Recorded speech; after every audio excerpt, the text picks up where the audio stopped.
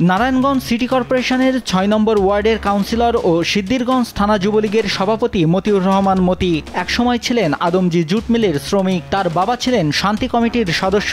৯০ দশকে জাতীয় পার্টির রাজনীতি থেকে উত্থান ঘটে মতির। পরবর্তীতে যোগ দেয় আওয়ামী যুবলীগে। ২০১৪ সালে শামীম ওসমান নারায়ণগঞ্জের ৪ আসনের সংসদ সদস্য হলে মতি তার সঙ্গে ঘনিষ্ঠতা গড়ে তোলে। এরপর আর তাকে পেছন ফিরে তাকাতে হয়নি। টানা ১০ বছর ধরে রাজত্ব গড়ে তোলেন সিদ্ধিরগঞ্জে। স্থানীয়রা বলছেন, বিভিন্ন ব্যক্তি মালিকানাধীন ও সরকারি জমি দখল, চাঁদাবাজি, আদমজি ইপিজেডের ঝুট সিন্ডিকেটের নিয়ন্ত্রণ, চোরাই তেলের ব্যবসা আর সন্ত্রাসী বাহিনী দিয়ে নিরীহ মানুষকে হয়রানি করে দুর্নীতির এক রাজ্য গড়ে তোলেন এই যুবলীগ নেতা। এমনকি রাজনীতির প্রভাবে থানা পুলিশকে ব্যবহার করেও করেছেন নানা অপকর্ম। সবশেষ বৈষম্য বিরোধী ছাত্র আন্দোলন চলাকালে অস্ত্রধারী বাহিনী দিয়ে আন্দোলনকারীদের ওপর হামলা চালায় মতিসহ তার বাহিনী। ঢাকা চট্টগ্রাম মহাসড়কের শিমরাইল ও আদমজি এলাকায় মতি বাহিনীর হামলায় অনেক আন্দোলনকারী আহত হয়। অবৈধ সম্পদ অর্জন ও অর্থ পাচারের অভিযোগে ২০২২ সালের ফেব্রুয়ারিতে কাউন্সিলর মতি ও তার স্ত্রী রোকেয়া রহমানের বিরুদ্ধে দুটি মামলা করে দুদক। মামলায় মতিউর রহমান মতির বিরুদ্ধে ৬ কোটির অধিক সম্পদের তথ্য গোপন সহ প্রায় ১১ কোটি টাকার অবৈধ সম্পদ অর্জনের অভিযোগ আনা হয়। এছাড়া বিভিন্ন ব্যাংকে ৮২.৫ কোটি টাকা জমা করে তার থেকে ৭৪ কোটি ১৩ লাখ টাকা উত্তোলন করে স্থানান্তর ও হস্তান্তরের অবস্থান গোপন করারও অভিযোগ আনা হয়। পরবর্তীতে এই মামলায় গ্রেপ্তারি পরোয়ানা হলে আদালত থেকে জামিনে বেরিয়ে আরও বেপরোয়া হয়ে ওঠে যুবলীগ নেতা মতি। তার সহযোগী পানি আক্তার, ভাগিনা মামুন, পেটকাটা মানিক নামের সন্ত্রাসীদের দিয়ে নিয়ন্ত্রণ নেয় শিল্পনগরী আদমজির জুট সেক্টর আর জ্বালানি তেল সিন্ডিকেটের নিয়ন্ত্রণ করত আশরাফ। পুলিশের তালিকায় মতি নিজেও চিহ্নিত অপরাধী। তার বিরুদ্ধে ২১টিরও বেশি মামলা রয়েছে। শেখ হাসিনার পতনের পর গা ঢাকা দেয় মতি। তবে তার সহযোগীরা এখনও মতির রাজত্ব ধরে রেখে মহড়া চালিয়ে যাচ্ছেন। এতে করে স্থানীয়দের মধ্যে এখনও মতি বাহিনীর আতঙ্ক কাটেনি।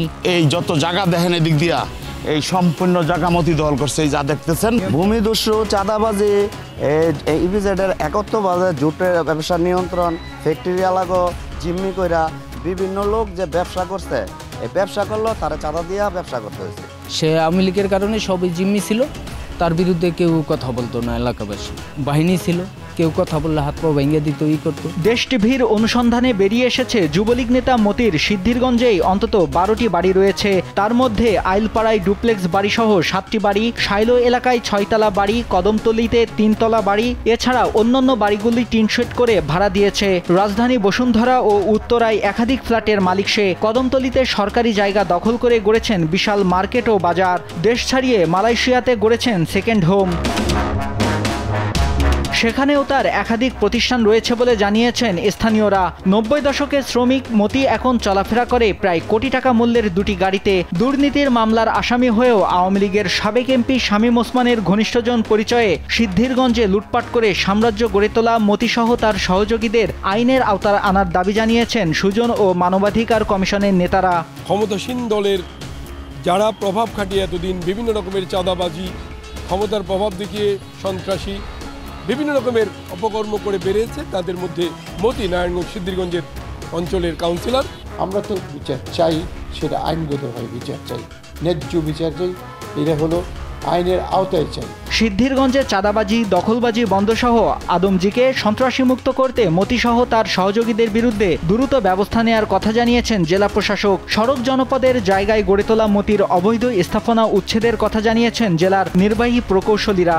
বিভিন্ন ধরনের বিভিন্ন স্থানে স্থাপনা আছে, সবগুলোতেই উচ্ছেদের জন্য নোটিশ দেওয়া আছে। আমরা পুলিশ প্রশাসন, জেলা প্রশাসন সকলের সহযোগিতা নিয়ে এই উচ্ছেদ অভিযান পরিচালনা করি। আমরা এগুলো করব। অবৈধ সম্পদ অর্জন ও বিদেশে অর্থ পাচারকারী মতির বিরুদ্ধে ঊর্ধ্বতন কর্তৃপক্ষের নির্দেশ পেলেই ব্যবস্থা নেওয়া হবে বলে জানিয়েছেন দুর্নীতি দমন কমিশন দুদকের এই উপপরিচালক। এখন পর্যন্ত প্রধান কার্যালয় থেকে কোনো নির্দেশনা পাইনি। যদি নির্দেশনা পাই, যে ধরনের নির্দেশনা পাবো সে ধরনের নির্দেশনা বাস্তবায়ন করব। রাজনীতির প্রভাবে সিদ্ধিরগঞ্জে রাজত্ব কায়েম করে অবৈধ সম্পদে টাকার কুমির বনে যাওয়া কাউন্সিলর মতিসহ তার সহযোগীদের দ্রুত আইনের আওতায় আনতে নতুন সরকারের কাছে দাবি জানিয়েছেন এলাকাবাসী। নিউজ ডেস্ক, দেশ টিভি।